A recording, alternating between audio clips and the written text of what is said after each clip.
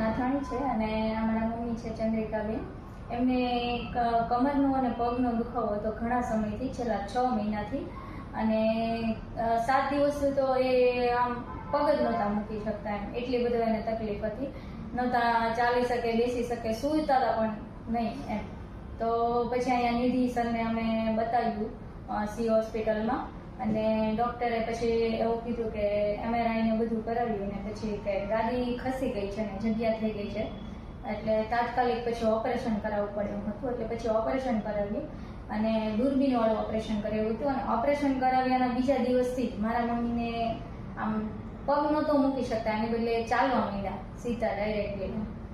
તો પછી ચાલતા થઈ ગયા, અને હોસ્પિટલનું કામ પણ બધા સદસ્યોનું ખૂબ સારું હતું. સારવાર બહુ સારી એવી મળી છે. અને કયો તમે પછી હવે તમને કેવું લાગે છે? સારું લાગે છે, બહુ સારું છે.